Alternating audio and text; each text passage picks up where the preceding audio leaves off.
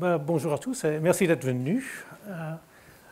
Dans les deux dernières conférences, j'ai décrit une grande transformation de l'imaginaire juridique occidental. Comme nous l'avons vu, l'Occident a été marqué par un bouleversement des concepts du droit. La propriété romaine classique reposait sur le cas paradigmatique de la chasse aux créatures vivantes, tant humaines qu'animales. Cette orientation doit être décrite avec soin, comme nous l'avons vu. Elle appartient à ce que Orlando Patterson appelle l'idiome du pouvoir du droit, et non pas simplement aux réalités quotidiennes. Le droit romain invoquait régulièrement l'imagerie de la chasse et de l'esclavage, mais les Romains n'étaient pas en fait une communauté de chasseurs et d'esclavagistes. Pourtant, j'ai soutenu que les idiomes du pouvoir sont importants. Ils déterminent le comportement et jettent les bases de la légitimité du droit. Nous avons également vu que l'idiome du pouvoir que l'on retrouve dans le droit romain classique de la propriété était également l'idiome du pouvoir de la domination impériale romaine, tout comme le propriétaire romain paradigmatique chassait les esclaves et les bêtes. Rome a conquis des peuples et non des terres. Mais au début de la période moderne, le droit avait profondément changé. On est tenté de dire même de façon stupéfiante. Le droit des débuts de l'époque moderne ne parle plus de chasse aux êtres vivants, il parle plutôt, avec John Locke et Jean-Jacques Rousseau, d'enclore un terrain et de le cultiver. Les États européens de l'Ancien Régime deviennent peu à peu, non pas des États régissant des peuples, mais des États régissant des terres, des États territoriaux, et les impérialistes et colonisateurs européens prennent également le contrôle des terres du globe. Cette transformation, le passage d'un droit de la chasse aux créatures vivantes à un droit de la colonisation et de la culture des terres, si fondamental dans l'histoire occidentale, peut être suivi de la manière la plus spectaculaire dans l'histoire du droit romain, de l'occupatio, le droit qui explique comment acquérir la propriété des choses qui n'ont jamais été possédées auparavant. L'occupatio a connu ce que l'historien français du droit A.J. Arnaud a appelé une transformation radicale qui s'opéra dans les deux domaines du fond et de la forme du droit de la propriété des êtres humains à la propriété foncière. Mais l'occupation n'est pas le seul exemple. La conception de l'État a également changé, passant de ce que Hugo Grotius appelait le type primaire, fondé sur la domination sur des personnes, comme par exemple sur une horde d'hommes, de femmes et d'enfants à la recherche d'un nouvel endroit où s'installer, à ce qu'il appelait le type secondaire, fondé sur la domination sur un lieu que l'on appelle territoire. Plus largement, le droit a connu un glissement du principe de personnalité, selon lequel les droits dépendent de l'appartenance du sujet à un groupe, au principe de territorialité, selon lequel les droits dépendent de la présence du sujet sur un territoire. Ce grand changement a été marqué, finalement, par la fin de l'esclavage légitime. La semaine dernière, j'ai esquissé ces changements immenses et fondamentaux dans le droit du monde occidental. J'ai soutenu que les débuts de ce changement peuvent être datés à l'Antiquité tardive, qui a vu le déclin des cités gréco-romaines classiques et la montée du christianisme. Comme je l'ai suggéré, nous pouvons considérer ce changement comme parallèle à un changement de la religion de l'Antiquité tardive, qui a connu, comme Mircea Eliade l'a affirmé, une transformation d'un rituel ancré dans la chasse à un rituel ancré dans l'agriculture. Mais j'ai également suggéré que la transformation n'était pas achevée avant la fin du XVIIIe siècle et le début du XIXe siècle. C'était une esquisse, il faut le dire. Aujourd'hui, je poursuis le récit en vous emmenant vers des périodes plus tardives et en particulier vers la période de la Révolution française. Même si à la fin, je reviendrai une fois de plus à l'Antiquité tardive. Je poursuivrai également l'une de mes préoccupations constantes, à savoir la pensée de Marx et de Weber, dont j'ai souvent parlé, comme nous l'avons vu. Ces deux grands penseurs étaient conscients de la profonde transformation du monde occidental. Pour l'expliquer, ils se sont tournés vers l'histoire économique. Ils ont attribué à des transformations ils l'ont attribué à des transformations dans les modes d'exploitation du travail. Selon eux, le grand bouleversement du droit occidental était la conséquence du passage de l'esclavage au féodalisme qui s'est produit avec le déclin et la chute de l'Empire romain d'Occident, des économies basées sur l'esclavage de l'Antiquité aux économies basées sur le travail du cerf au Moyen Âge. Mais comme nous l'avons également vu, les études actuelles rejettent les affirmations de Marx et de Weber. Ces grands penseurs classiques se sont trompés sur l'économie ancienne et, comme nous le verrons, ils se sont également trompés sur le monde féodal. Aujourd'hui, j'essaierai d'expliquer comment ils se sont trompés sur le Moyen Âge. Néanmoins, à la fin de la conférence, je soutiendrai qu'il reste des vérités importantes à tirer de leur théorie, aussi erronée soit-elle. La conférence d'aujourd'hui se présente de la manière suivante. Je commencerai en 1789 en décrivant la vision de l'histoire juridique occidentale et en particulier du féodalisme qui prévalait à l'époque de la Révolution française. Comme Marx et Weber, les révolutionnaires ont souscrit à une vision de l'histoire qui situait un grand tournant à la chute de l'Empire romain d'Occident.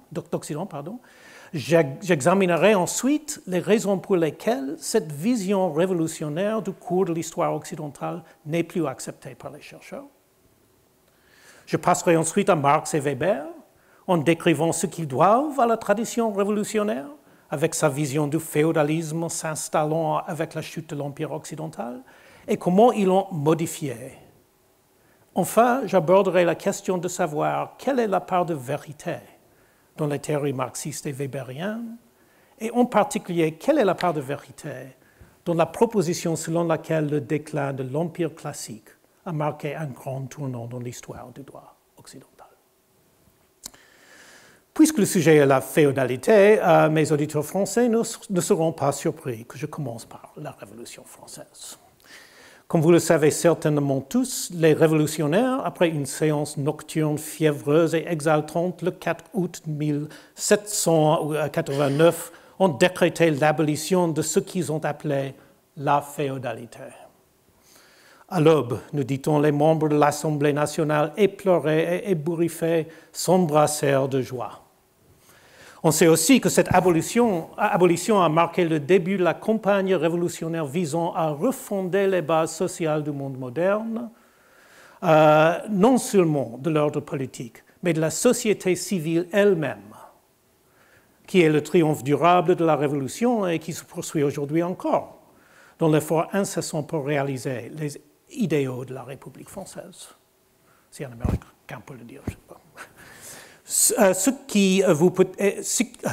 qui vous est peut-être moins familier, c'est que les révolutionnaires étaient loin d'être certains de ce qu'ils avaient aboli. La définition du féodalisme est l'un des problèmes les plus troublants de l'histoire européenne. Il n'y a toujours pas d'accord général. Quant aux révolutionnaires, ils se trouvaient dans un tel état d'incertitude qu'ils se sont sentis obligés, une semaine après le moment exaltant de l'abolition formelle, de nommer un comité, le comité des droits féodaux, présidé par l'éminent juriste Merlin de Douai, qui était chargé de déterminer avec précision quelles étaient les conséquences juridiques de la grande abolition. Ce que cette commission de juristes a décidé au cours des quelques mois qui ont suivi, alors qu'elle tentait de donner un sens juridique sec à cette abolition palpitante, constitue une histoire merveilleuse que je ne peux pas raconter ici, si ce n'est en citant la phrase de conclusion captivante de la Commission dans son rapport au début de 1790. Les seigneurs, a expliqué le comité, sont descendus au rang de simples créanciers. Magnifique moment d'histoire juridique. Mais pour l'instant, le seul point que je souhaite souligner est que la nature de la féodalité n'avait pas de sens clair en 1789, tout comme elle n'a pas de sens clair aujourd'hui. La féodalité est un concept créé par des juristes dont Merlin de Douai n'était que l'un d'entre eux, Cela signifie que l'histoire de la féodalité ne peut jamais être une simple histoire des rapports de propriété. Elle doit toujours être aussi une histoire de la conception de la féodalité. Demandons-nous donc comment le féodalisme était conçu à l'époque de la Révolution. Nous trouvons ici un récit standard qui date des dernières décennies du XVIIIe siècle, émergeant après environ 1745. Selon cette conception de la fin du XVIIIe siècle, fréquemment répétée dans les années précédant la Révolution, le féodalisme était un système barbare d'exploitation qui s'était installé dans le monde occidental à la suite d'un cataclysme qui avait détruit l'Empire romain d'Occident.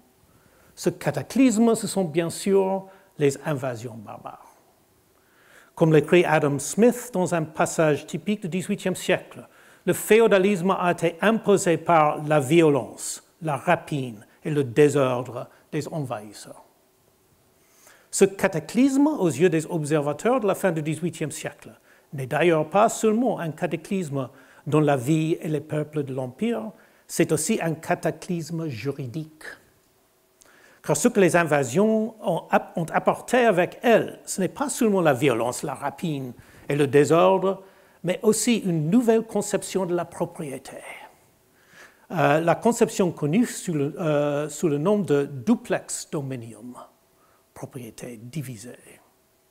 Comme l'explique le grand vocabulaire français en 1773, les conquérants se sont rendus maîtres à la fois des personnes et des biens des vaincus et ont détruit la conception romaine classique de la propriété. Qu'est-ce que cela signifie, me direz-vous, de dire que les barbares ont apporté avec eux une nouvelle conception de la propriété? Pour comprendre, il faut commencer par un fait célèbre concernant le droit romain classique. Le droit de l'Empire romain classique était marqué par ce que nous appelons la conception absolue de la propriété.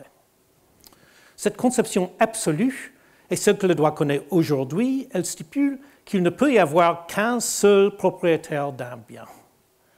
Elle considère en outre que les droits de ce propriétaire sont des droits de usus et abusus, le droit illimité d'aliéner, de modifier ou de détruire. C'est cette conception, comme vous le savez peut-être, qui a été consacrée par le Code civil de 1804.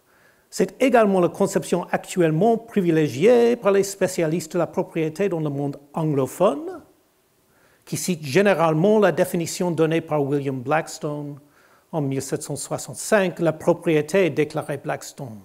Et cette domination unique et despotique sur les choses extérieures du monde à l'exclusion totale du droit de tout autre individu dans l'univers. Aux États-Unis en particulier, cette conception blackstonienne, comme on dit, sert de fondement au droit de la propriété de l'ère néolibérale. En France, en revanche, je note qu'elle a été substantiellement limitée depuis la fin du XIXe siècle par la doctrine de l'abus de droit. Cette conception absolue, si profondément associée au néolibéralisme d'aujourd'hui, est une création du droit romain classique. Comme l'a déclaré en 1942 le spécialiste du droit romain Fritz Pringsheim, la propriété absolue est une institution classique spécifiquement romaine que l'on ne retrouve dans aucun des autres systèmes juridiques antiques. Et dans la littérature pré-révolutionnaire, cette conception classique spécifiquement romaine était universellement célébrée comme la seule et unique véritable conception. À l'instar de la doctrine selon laquelle il ne peut y avoir qu'un seul Dieu, si vous me permettez de m'exprimer de manière un peu impertinente, les juristes de la fin du XVIIIe siècle vénéraient le principe selon lequel il ne peut y avoir qu'un seul propriétaire. Et à leurs yeux, c'est cette magnifique forme classique du droit de la propriété qui a été détruite par les barbares. En effet, la chute de l'Empire n'avait pas seulement apporté la ruine et la fin, mais aussi la barbarie juridique du féodalisme qui supposait l'existence non pas d'un, mais au moins de deux propriétaires. D'une part, le seigneur et d'autre part, le vassal ou le serf. C'est ce que les juristes médiévaux appelaient le duplex dominium, le dédoublement de la propriété, une violation profonde des principes les plus élémentaires de la haute science du droit de la propriété créée par les juristes classiques. Telle était la conception qui prévalait dans les années précédant 1789. Elle reflétait les opinions qui avaient cours parmi les juristes tout au long du XVIe siècle et de l'Ancien Régime. En effet, je crois qu'il est essentiel de prendre quelques instants pour décrire cette haute tradition de la pensée de ces siècles en matière de propriété, car cette haute tradition se trouve en grande partie à l'arrière-plan de la nuit du 4 août. À partir du XVIe siècle, les spécialistes humanistes du droit romain étaient parfaitement conscients que la conception classique de la propriété n'était pas compatible avec le droit féodal qui régissait les relations foncières en Europe. Comme l'a déploré un juriste humaniste, Hermannus Vulteius, au XVIe siècle, le droit féodal de la propriété a pollué le droit classique pur avec des incrustations excrémentielles. Cette vision humaniste est restée forte tout au long des 3 siècles qui ont précédé la Révolution. Presque tous les grands juristes du XVIIe et XVIIIe siècle ont souligné que le droit de propriété existant, fondé sur des conceptions féodales, violait les principes romains classiques.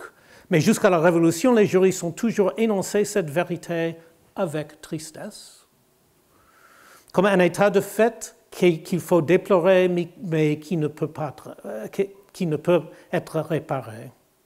Le grand juriste janséniste et ami de Pascal, Jean Domas, peut être cité comme un exemple parmi d'autres. Domas a fait sienne la conception classique dans sa réflexion théorique générale sur le droit des biens, mais il n'a pas suggéré qu'elle puisse s'appliquer au rapport de propriété existant. Cela ne doit pas nous surprendre. Ressusciter l'ancienne conception romaine aurait constitué une démarche extraordinairement radicale, voire révolutionnaire. Le droit féodal régissait la plupart des relations de propriété en Europe, en particulier dans les campagnes. Insister sur la justesse de la conception romaine aurait remis en question pratiquement tous les titres fonciers en Europe. Par conséquent, la littérature antérieure à la fin du XVIIIe siècle, bien que riche en déclarations faisant l'éloge de la conception classique, notamment sous la plume célèbre de Robert-Joseph Potier au XVIIIe siècle, s'est généralement résigné à constater que le droit romain classique ne s'appliquait pas aux relations foncières de l'Ancien Régime. J'espère que vous verrez l'importance de ce contexte d'histoire juridique pour notre compréhension de la Révolution. La nuit du 4 août, du point de vue de l'historien du droit, n'est qu'un épisode d'une histoire vieille de plusieurs siècles. Les juristes savaient depuis longtemps que le droit de propriété féodale violait les principes du droit romain classique, mais ils n'avaient jamais osé entreprendre la démarche révolutionnaire de restaurer la conception romaine classique. C'est ce pas révolutionnaire qui a finalement été franchi pendant l'été de 1789. Les efforts déployés par la suite pour transformer la société civile ont emprunté, bien sûr, de nombreux chemins, mais l'engagement en faveur de la renaissance de la conception classique de la propriété absolue a toujours continué à motiver les réformes de la Révolution. C'est ce néoclassicisme révolutionnaire qui s'est concrétisé 15 ans plus tard dans le Code civil promulgué par Napoléon, texte fondateur de la tradition moderne du droit civil, dont l'objectif était de faire disparaître, selon les termes du grand juriste français Marcel Pagnol, toute trace de la hiérarchie féodale des personnes et des terres. Pour ce faire, le Code civil rétablit enfin l'ancienne conception romaine de la propriété, fondée sur la propriété absolue, qui aurait été détruite par les barbares. Le travail juridique des révolutionnaires a donc été, du point de vue de l'histoire du droit, un travail humaniste, dont la préhistoire remonte aux juristes humanistes de la Renaissance du XVIe siècle et au-delà au siècle antérieur. Et c'est bien le terme d'humanisme qu'il faut utiliser. La réforme révolutionnaire de 1789 à 1804 a présupposé la même vision que celle que nous trouvons chez les poètes humanistes. La civilisation classique, comme le pensaient les poètes depuis Pétrarque, avait possédé la vérité, mais cette vérité s'était perdue dans les ténèbres du Moyen Âge. La tâche du poète humaniste moderne était de la faire revivre. Les sources les plus familières de cette vision se trouvent bien sûr chez les humanistes italiens de la Renaissance du XIVe siècle et surtout du début du XVe siècle qui furent les successeurs de Pétrarque. Mais pour ce qui nous concerne aussi, il est important de noter que la vision humaniste avait des racines encore plus profondes dans le travail des juristes médiévaux. En effet, comme je l'ai soutenu il y a une trentaine d'années, le récit humaniste de la tragédie des invasions barbares est probablement apparu pour la première fois parmi les professeurs de droit romain à Bologne pendant le XIIIe siècle. Ces juristes, désireux de retrouver la pureté du droit antique, étaient confrontés à un grand rival dans l'Italie de leur époque. Ce rival était le droit lombard, très utilisé dans la pratique italienne. Le droit lombard était bien sûr le droit des Lombards, les longues barbes, peuple germanique descendu en Italie à la fin du VIe siècle et qui avait la réputation d'être le plus féroce des barbares. Les juristes de Bologne, convaincus de la supériorité du droit romain, dénoncent le droit lombard dont le foyer intellectuel se trouve à 200 km de là à Pavie, capitale infâme des Lombards, comme le produit immonde d'un peuple violent et étranger qui a détruit Rome. Ainsi, au XIIIe siècle, les invasions barbares avaient déjà trouvé leur place dans la compréhension du droit et les juristes romains pensaient déjà qu'il leur incombait de restaurer le droit dans sa pureté classique. En 1789, les révolutionnaires français ont enfin sauté dans l'abîme de la réforme. En ce sens, nous pouvons considérer la Révolution française comme l'acte final et le plus triomphant d'une histoire d'humanisme conscient qui remonte au début du XIIIe siècle à Bologne. Tel est, je crois, le grand récit humaniste auquel ont cru les révolutionnaires, toujours convaincus qu'ils revivaient l'histoire romaine. C'est un récit qui est profondément émouvant à sa manière. Je déteste presque dire qu'il est faux. Mais malheureusement, le récit humaniste révolutionnaire a été abandonné aujourd'hui, à la fois pour des raisons techniques d'érudition et surtout pour des raisons liées à la transformation de la pensée politique depuis 1804, notamment sous l'influence de Proudhon et de Marx. Avant de passer à Proudhon et à Marx, je commencerai par décrire les raisons techniques invoquées par les chercheurs. Le vieux récit humaniste n'a, je pense que l'on peut dire à juste titre, aucun soutien parmi les historiens professionnels d'aujourd'hui. Cela s'explique en partie par le fait que les spécialistes du droit romain sont bien conscients que les propriétaires romains ne jouissaient pas de droit absolu. Comme nous l'avons vu dans les conférences précédentes, c'est une erreur de croire que les textes juridiques romains décrivent les réalités quotidiennes romaines. C'est aussi en partie parce que les chercheurs n'acceptent plus les vieilles idées sur les invasions barbares. Nous ne croyons plus qu'il y ait des barbares germaniques du type de ceux imaginés à la fin du XVIIIe siècle et au début du XIXe siècle. Et nous ne croyons plus qu'il existe une histoire simple sur la façon dont les invasions ont détruit la civilisation romaine. Les derniers siècles de l'Empire ont été bien plus complexes que ça et ne sont pas simplement soldés par un effondrement. Plus important encore peut-être, nous avons une vision du féodalisme très différente de celle qui prévalait à la fin du XVIIIe siècle. Tout d'abord, les érudits ne sont plus disposés à faire remonter l'essor du féodalisme à la chute de l'Empire romain d'Occident. Au contraire, la plupart des médiévistes font remonter la transition à une période beaucoup plus tardive. Cela est dû en grande partie aux découvertes de deux grands érudits français du XIXe siècle, Jacques Floch et Denis Fustel de Coulanges, qui ont montré, grâce à un travail minutieux dans les archives, qu'il est difficile de dater ce que nous appellerions la féodalité jusqu'à quelques siècles après la chute de l'Empire. Leurs découvertes ont ouvert la voie aux travaux des médiévistes ultérieurs. Marc Bloch, comme beaucoup d'autres historiens, a indiqué la fin du IXe siècle. Les chercheurs actuels parlent du Xe siècle. Les désaccords sont nombreux, mais l'essor de la féodalité, selon tous ces points de vue, a eu lieu un demi-millénaire après la chute de l'Empire romain. Mais les problèmes sont encore plus profonds. En effet, de nombreux chercheurs contemporains, en particulier dans le monde anglophone, en sont venus à douter de l'opportunité de parler de féodalité médiévale. La plupart des étudiants du Moyen Âge, écrit même un historien du droit, s'accorderont désormais à dire que le Moyen Âge n'était pas féodal.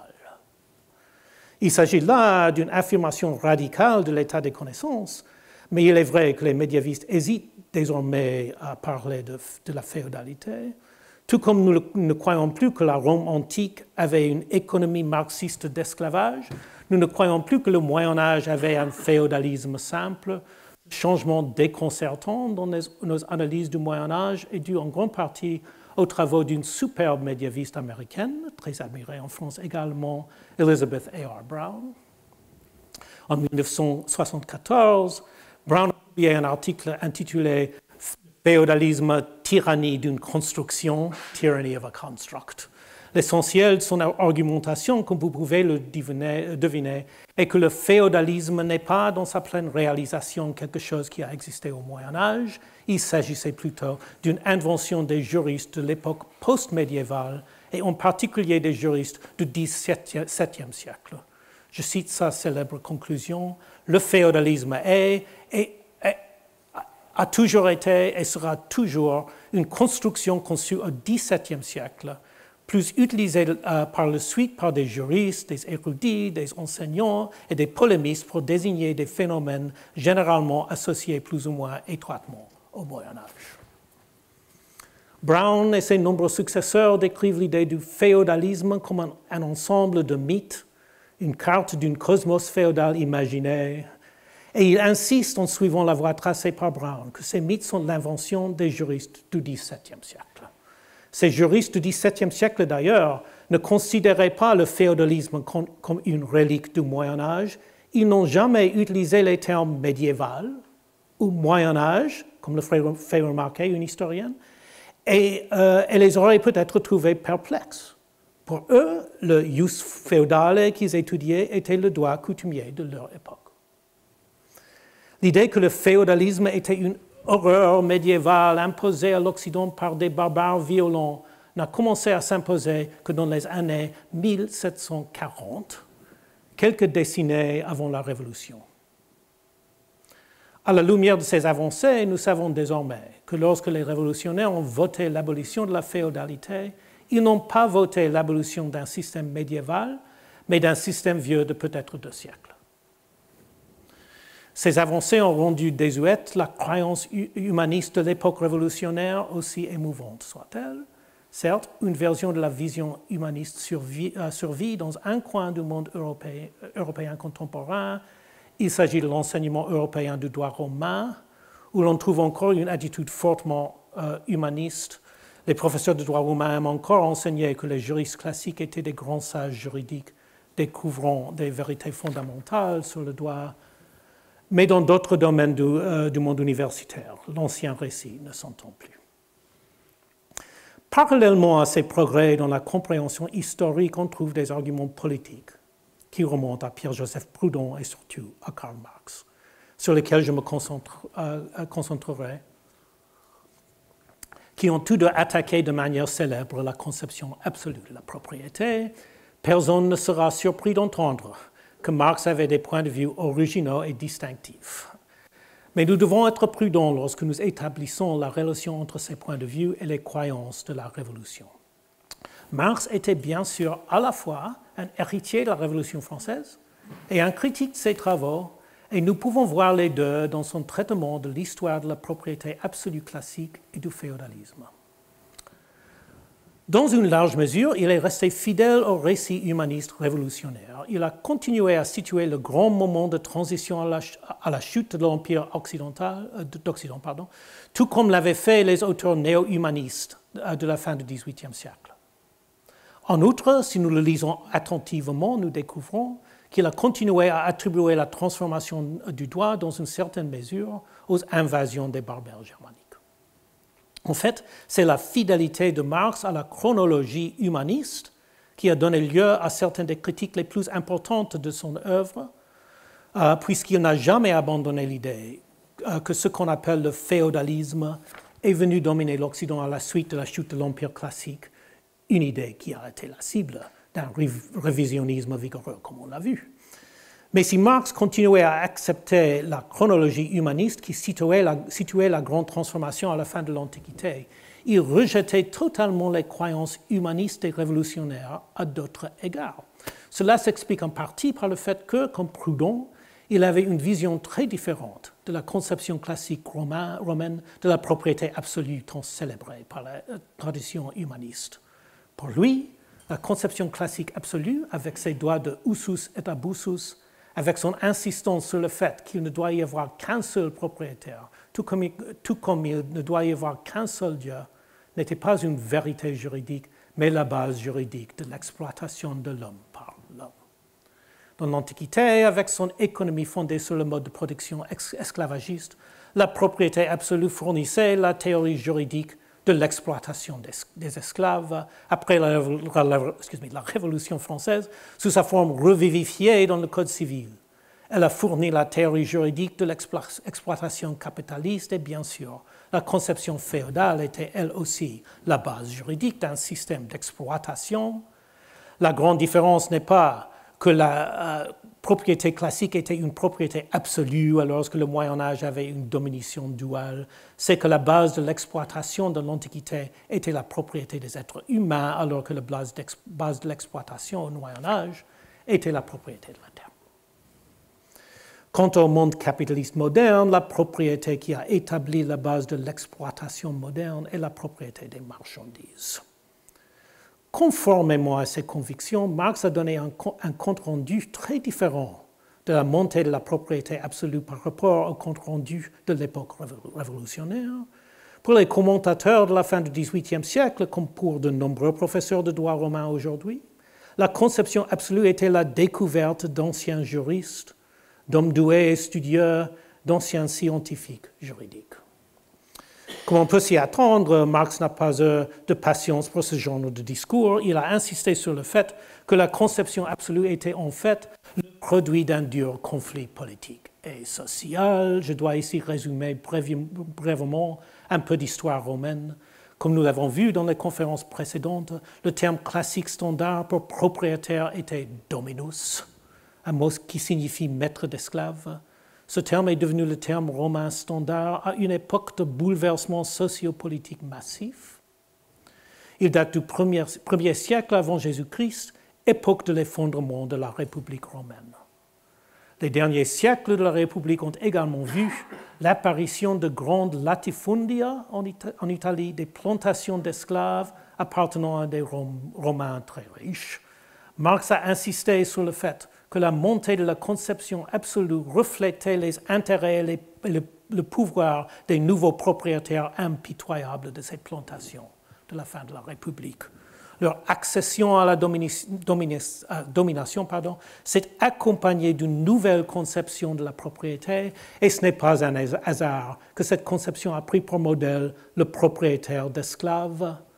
À la place de vieux nobles patriciens est apparu l'arriviste dur et avide d'argent, comme il écrit dans Das Kapital. À la place de vieux paysans débiteurs est apparu l'esclave. Enfin, Marx a proposé une explication très différente pour les événements de l'Antiquité tardive. Pour les révolutionnaires, comme pour leurs prédécesseurs de l'Ancien Régime, l'histoire du droit occidental devait répondre à ce que nous pourrions appeler la question tragique de l'humanisme. Cette question tragique était de savoir comment le féodalisme avait triomphé de la vérité antique. Et leur réponse était qu'il avait triomphé par la violence et la rapine des barbares. Marx a proposé une explication très différente. Il a commencé à développer la grande théorie marxiste du passage du mode de production esclavagiste au mode de production féodal. Les développements cruciaux dans la théorie marxiste mature n'impliquent pas la rapine et la violence germanique, mais une transformation de la base de l'exploitation du travail. Sans entrer dans le détail de la pensée de Weber, je me contenterai de dire que son point de vue était comparable à celui de Marx, même s'il était évidemment très critique à l'égard de la vision de Marx de la société humaine. En particulier, comme nous l'avons vu la semaine dernière, Weber mettait l'accent sur les guerres d'asservissement. Il pensait que la richesse des dominis romains dépendait des triomphes des Romains à la guerre, qui leur apportaient un approvisionnement régulier en esclaves pour travailler dans leurs plantations. Cette croyance semblait bien étayée par les sources juridiques romaines qui parlaient si régulièrement de la chasse aux proies humaines. Quant à la fin de la tradition classique, Weber est lui aussi resté fidèle à la chronologie humaniste, situant l'effondrement de l'ordre ancien dans la chute de l'Empire classique. Son explication de la montée du féodalisme médiéval est cependant très différente de celle des auteurs de la fin du XVIIIe siècle. Ou de Marx, les invasions barbares ne jouent aucun rôle dans la réponse de Weber à la grande question tragique de l'humanisme. Elle découle plutôt de son analyse de l'économie classique. L'Empire classique dépendait de la chasse fructueuse de proies humaines. Cependant, à un moment donné, les Romains ont essentiellement conquis tout le monde qu'il leur était possible de conquérir. Par conséquent, l'asservissement de masse par la guerre était impossible. Les maîtres d'esclaves romains ont réagi à cette crise du mode de vie classique en se transformant progressivement en seigneurs féodaux. Au lieu de compter sur les guerres d'esclavage pour leur approvisionnement en main-d'œuvre, ils ont commencé à élever leurs propres travailleurs. Ils ont transformé leurs anciens esclaves en serfs avec des familles de serfs dont la progéniture pouvait satisfaire les besoins en main-d'œuvre d'une classe dirigeante désormais composée de seigneurs et non plus de maîtres. Nous avons donc devant nous trois visions différentes de la longue histoire du droit européen de la propriété qui embrasse toute la chronologie humaniste avec son insistance sur l'Antiquité tardive comme grand tournant. Toutes trois ont été déclarées fausses. Les révolutionnaires, comme leurs prédécesseurs de l'Ancien Régime, considéraient la propriété absolue romaine comme une magnifique vérité classique et ils répondaient à la question tragique de sa disparition en pointant du doigt les invasions barbares qui ont introduit le féodalisme après la chute de l'Empire. Marx considérait la propriété absolue comme la base d'une forme classique de l'exploitation. Et il expliquait le triomphe du féodalisme à la fin de l'Antiquité comme le résultat d'une transformation de l'économie de l'exploitation. Weber pensait lui aussi que l'économie de l'exploitation s'était transformée à la fin de l'Antiquité, mais il soutenait que cette transformation était la conséquence d'une crise de la pratique classique consistant à mener des guerres d'asservissement. Les chercheurs contemporains ont fait voler en éclats toutes ces interprétations. Le récit de l'époque révolutionnaire tardive se trompait sur les réalités de la propriété classique, sur les invasions barbares et sur l'histoire du féodalisme.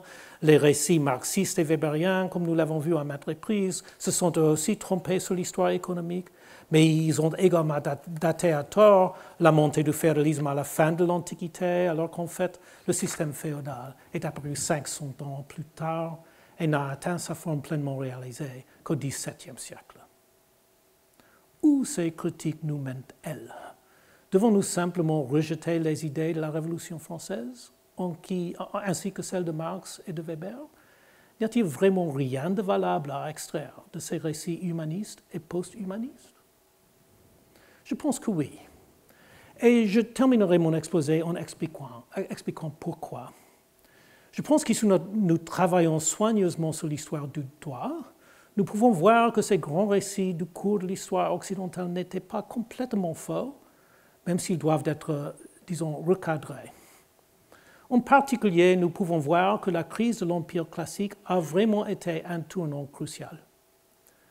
Ce que je propose de faire dans la suite de cette conférence, c'est de recadrer la discussion de manière à nous permettre d'identifier la vérité dans ces récits abandonnés. Comme je l'ai soutenu la semaine dernière, les débuts de la grande transformation remontent réellement à la fin de l'Antiquité, comme le prétendent ces interprétations classiques. Mais pour comprendre les développements de l'Antiquité tardive, nous devons envisager le problème différemment. La clé se trouve dans l'anthropologie des droits de propriété que j'ai décrite dans ma première conférence. J'espère pouvoir vous demander un peu de patience pour revenir sur ce sujet. L'anthropologie nous enseigne une leçon fondamentale sans laquelle nous ne pourrions pas retracer notre histoire juridique. La vision humaniste classique supposait que la propriété absolue était la forme vraie et correcte. La question tragique qu'elle posait, par conséquent, était de savoir comment les barbares avaient apporté le féodalisme à Rome et jeté la vérité sur le droit de la propriété dans l'obscurité. Marx et Weber ont continué à penser que la grande question était de savoir comment le féodalisme s'était établi, bien qu'ils ont transformé la question tragique de l'humanisme en une question d'histoire économique. Pour toutes ces théories, le grand défi était de résoudre la question de savoir comment le féodalisme, une forme apparemment étrange et aberrante d'organisation de la propriété, avait pu s'implanter dans l'Antiquité tardive. Or, l'anthropologie nous apprend que ce n'est pas la bonne question. La propriété divisée, telle que nous la trouvons dans le féodalisme, n'est pas une forme aberrante. C'est la forme normale dans la société humaine. Une fois que nous aurons reconnu cette vérité anthropologique, je crois que nous pourrons comprendre pourquoi l'Antiquité tardive a été un tournant décisif, comme l'ont pensé les révolutionnaires Marx et Weber, même si ce n'est pas pour les raisons qu'ils ont invoquées. En effet, la bonne question n'est pas de savoir comment une chose aussi étrange et aberrante que le féodalisme est arrivée dans le monde occidental, mais comment une chose aussi étrange et aberrante que la propriété absolue a pu exister dans la Rome classique. Pour en montrer les raisons, permettez-moi d'approfondir l'anthropologie du droit de la propriété. Comme nous l'avons vu il y a 2 semaines, la plupart des sociétés humaines du monde prémoderne avaient une conception de la nature des droits fonciers différente de celle qui prévaut dans le monde moderne. Cette conception moderne est en effet la conception absolue. Cette conception absolue doit être décrite avec une certaine précision analytique. Lorsque nous parlons des droits de la personne en tant que propriétaire absolu, nous voulons dire que les droits de cette personne ne dépendent pas de sa relation avec d'autres personnes. Comme l'a écrit Blackstone, les droits du propriétaire absolu ne sont pas affectés par les droits de tout autre individu dans l'univers. La relation de ce propriétaire absolu avec sa chose est ce que nous appelons une relation in rem, un lien direct entre la personne et l'objet de la propriété, un lien entre la personne et l'objet qui n'a rien à voir avec la relation entre cet individu et n'importe quel autre individu dans le monde. Je dois vous demander de considérer cette compréhension familière d'un point de vue anthropologique. L'idée d'une telle relation in rem, d'une relation intime entre une personne et une chose, même si elle nous semble naturelle dans le monde occidental moderne, est authentiquement étrange. Qu'est-ce que cela signifie de dire qu'un être humain vivant a une relation avec une chose inanimée? Le lien en question semble quasi magique. Si je peux me permettre une comparaison impertinente une fois de plus avec le christianisme, tout comme le Christ nous dit que chaque femme ne doit avoir qu'un seul mari, la conception absolue nous dit que chaque objet ne doit avoir qu'un seul propriétaire. De même que le mariage chrétien est un lien qui existerait s'il n'y avait pas d'autres êtres humains dans le monde, de même le lien entre le propriétaire et l'objet. En ce qui concerne la terre, cette relation intime, pour ainsi dire monogame, fait du propriétaire une sorte de roi de sa propriété avec le pouvoir d'en interdire l'accès à toute autre personne qui n'a pas sa permission. L'exclusion de l'entrée d'autres personnes est essentielle. La relation entre le propriétaire et la terre est telle qu'elle sera toujours violée si un intrus franchit la frontière, tout comme un mariage sera toujours violé dans le cas d'une intrusion comparable. Mais pourquoi? Tout cela nous apparaît comme une évidence, mais j'espère pouvoir vous persuader de le considérer pour l'instant comme une étrange façon de concevoir la relation entre les hommes et les choses. Il est certain qu'elle est tout à fait étrangère aux conceptions standards que l'on trouve dans la plus grande partie du monde prémoderne. Comme nous l'avons vu dans la première conférence, dans la plupart des sociétés humaines du passé, les droits fonciers étaient loin d'être absolus, ils ont plutôt pris la forme de ce que les anthropologues appellent des droits d'usage. Dans un tel système, les droits du détenteur sont inextricablement liés à sa position dans la société et dépendent toujours de la relation du propriétaire avec les autres. Contrairement aux droits absolus, ces droits ne pourraient jamais exister dans un monde d'où les autres êtres humains seraient absents. Comme l'explique l'anthropologue Bronislaw Malinowski, les droits de propriété dans un tel système sont toujours une fonction des relations interpersonnelles. Malinowski a souligné ce point dans un rapport influent de 1926 sur les droits relatifs aux pirogues chez les habitants des îles Trobriand. En examinant un ensemble complexe de droits partagés sur les pirogues, il a conclu que la propriété ne peut être définie ni par des mots comme communisme, ni par individualisme. Les droits sur les pirogues, plutôt que de faire l'objet d'une propriété individuelle ou conjointe au sens occidental moderne, étaient des fonctions d'un réseau changeant de devoirs, privilèges et mutualité, car différentes parties prenaient le contrôle d'une canoë donnée à différents moments sur la base de relations interpersonnelles complexes. Les droits sur le canoë étaient des droits d'utilisation du canoë et non des droits de propriété.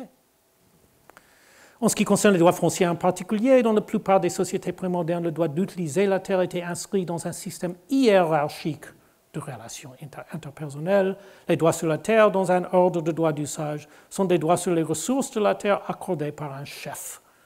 Ces droits ne sont pas ceux d'un propriétaire absolu moderne, car ils ne sont pas nécessairement perturbés par la présence d'un intrus. C'est ce que le grand anthropologue Jack Goody appelle la chefferie sur les hommes, dans laquelle les droits dépendent de la structure hiérarchique de l'autorité. Un anthropologue africain décrit ainsi ce système d'octroi de droits par un chef. L'attribution de droits d'usage est importante pour fixer les adeptes et constituer une base de pouvoir de personnes dépendantes. Pour comprendre la place du féodalisme dans la longue histoire du droit occidental, il faut reconnaître que la conception féodale du duplex dominium, loin d'être étrange, aberrante et nécessitant une explication, était une conception tout à fait typique du monde non occidental et non moderne, tel qu'on le trouve dans l'Afrique précoloniale et pratiquement partout ailleurs. Le féodalisme n'était qu'une variante de la chefferie sur les hommes. Un bref rappel s'impose. Le mot féodalisme, comme vous le savez peut-être, est dérivé du terme médiéval féod ou fief.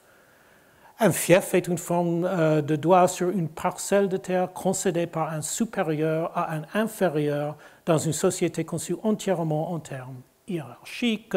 Le fief n'implique pas seulement des droits de propriété immobilière, il implique également un droit de déférence hiérarchique régissant les relations entre le vassal et son seigneur d'une nature totalement inconnue du droit moderne. Cette forme de droit foncier a certainement existé au Moyen Âge, contrairement à ce que prétendent certains révisionnistes anglophones, mais au sens comparatif le plus profond, la féodalité n'était pas du tout médiévale. Il faut interpréter la féodalité à la lumière de l'anthropologie générale de la propriété, comme dans l'Afrique précoloniale, le seigneur féodal attribuait des droits d'usage dans un fief comme moyen d'installer des adeptes et de construire une base de pouvoir de personnes dépendantes. Comme l'expliquaient les juristes médiévaux, dans la relation de fief, le seigneur accorde au vassal le dominium utile, la propriété de l'usage, tout en conservant pour lui-même le dominium directum, la propriété directe. Le contraste avec la conception absolue et profonde, comme l'ont reconnu à juste titre les premiers juristes modernes, les juristes de l'Ancien Régime et les révolutionnaires français, il n'existe pas dans un ordre féodal de propriété foncière indépendante de la structure interpersonnelle de la société humaine. Tout cela est très étrange pour nous, mais pas pour la majeure partie de l'humanité dans le passé. Le féodalisme n'est pas une étrange aberration médiévale. C'est ce à quoi ressemble habituellement la propriété dans l'histoire de l'humanité. C'est ce fait qui nous permet de recadrer la discussion sur les interprétations des révolutionnaires de Marx et de Weber. Car ce que nous devons reconnaître dans cette tragique question humaniste, la question de savoir comment le féodalisme est apparu a été mal posée. Les humanistes considéraient la propriété absolue comme la forme normale et reprochaient aux invasions barbares d'avoir imposé la perversion du féodalisme. Marx et Weber ne considéraient plus la conception classique comme l'œuvre de grands juristes classiques, mais ils continuaient à penser que le mystère crucial était de savoir comment elle avait disparu à la fin de l'Antiquité, cédant place à le féodalisme. Pourtant, le fait est qu'il n'est pas nécessaire de chercher une explication à l'apparition du féodalisme. Le véritable mystère est de savoir pourquoi la conception romaine de la propriété absolue est apparue. La bonne question est de savoir comment ce concept étrange en est venu à jouir de son étrange domination dans le droit romain classique et comment il est rentré dans une ère de crise. C'est le point de vue de bon sens, je crois, et une fois qu'on l'a adopté, on peut comprendre pourquoi l'Antiquité tardive mérite une attention particulière. Permettez-moi de réitérer l'argument concernant l'Antiquité tardive que j'ai esquissé la semaine dernière. Comme vous vous en souvenez peut-être, j'ai soutenu que l'idiome du pouvoir, l'idéologie du droit romain classique, avait un lien de parenté avec l'idéologie de la religion classique. Comme l'écrit Mircea Eliade, la religion sacrificielle classique incarnait une éthique de guerriers et de conquérants et des aristocraties militaires qui ont perpétué le symbolisme et l'idéologie du chasseur paradigmatique. Le même symbolisme et l'idéologie du chasseur paradigmatique, et je suis soutenu, se retrouvent dans le droit romain classique de la propriété. Pour tenter de saisir la culture classique qui abritait cette idéologie, je me suis appuyé sur l'hypothèse de la ville de consommation de Max Weber. Selon cette célèbre affirmation, les villes de l'Antiquité gréco-romaine n'étaient pas des centres de production et de financement, elles étaient plutôt les citadelles fortifiées d'une élite guerrière qui consommait les profits de la guerre. L'hypothèse de la ville consommatrice est rejetée par les historiens de l'économie, mais j'ai soutenu qu'elle saisissait une caractéristique clé de l'idéologie juridique antique, qui était effectivement centrée sur le dominus urbain, qui était en effet dépeint comme un guerrier triomphant dont la base principale se trouvait dans la ville. Tout cela, comme je l'ai suggéré la semaine dernière, a commencé à s'effondrer dans l'Antiquité tardive. Deux facteurs principaux étaient à l'œuvre. Une crise de désurbanisation a sapé l'idéologie de la ville classique et a commencé à attirer les élites à la campagne. Dans le même temps, le triomphe du christianisme a entraîné la destruction de la religion sacrificielle classique et avec elle l'éthique d'Éliade des guerriers, des conquérants, des aristocraties militaires. Je pense que ce récit donne un sens au développement de l'Antiquité tardive et qu'il le fait parce qu'au lieu de se demander comment la doctrine prétendument étrange de la propriété divisée s'est imposée, il se demande comment l'idéologie classique authentiquement étrange a décliné. Cela laisse une autre question sans réponse, bien sûr, la question de savoir comment l'étrange conception absolue s'est imposée dans la Rome classique en premier lieu. Pour conclure cette conférence, je vais proposer une réponse brève. Je crains qu'elle ne soit embarrassante par sa breveté. Mais allons. Dans une large mesure, j'aimerais suggérer que Marx avait raison. Il a situé la montée de la conception absolue de la propriété à l'époque de la chute de la République romaine, accompagnée de la domination des grandes plantations d'esclaves en Italie.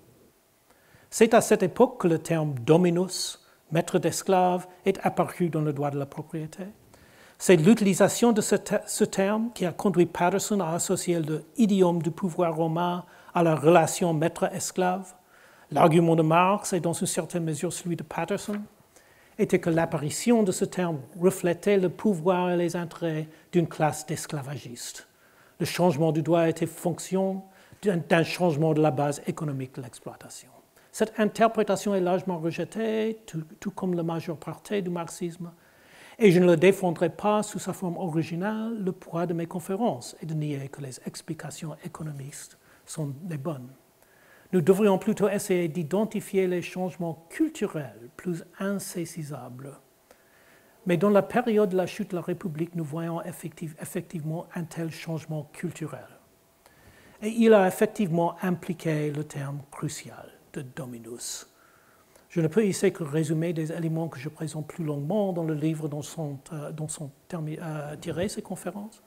Le dominus s'est effectivement imposé à cette époque dans le domaine du droit. Comme l'a dit le grand spécialiste du droit romain Max Kaiser, dans une phrase que j'ai déjà citée, les Romains du 1er siècle avant Jésus-Christ en sont venus à s'appeler volontiers maîtres de tout ce qui est possédé et de tout ce qui gouvernait. Mais pour prendre la pleine mesure du changement, nous ne pouvons pas nous contenter de regarder le droit. Nous devons reconnaître que l'essor du dominus est un phénomène culturel beaucoup plus large. Le dominus est devenu un terme largement utilisé dans toute la société romaine à cette époque. Et ce fait est un indice crucial du contexte socio-culturel de l'essor du droit de propriété classique. Il existe toute une série d'exemples dont deux retiendront mon attention. Tout d'abord, dominus est devenu la formule de politesse ordinaire. Comme l'observe Eleanor Dickey, alors que le mot dominus est courant depuis une période antérieure, la coutume d'utiliser dominer et domina comme adresse semble n'être apparue que dans la dernière partie du premier siècle avant Jésus-Christ, c'est-à-dire à la même époque où le terme s'est imposé dans le droit des biens. Le deuxième exemple provient de l'idéologie romaine de l'Empire, comme le soulignent Miles Levin et Harry Bryan.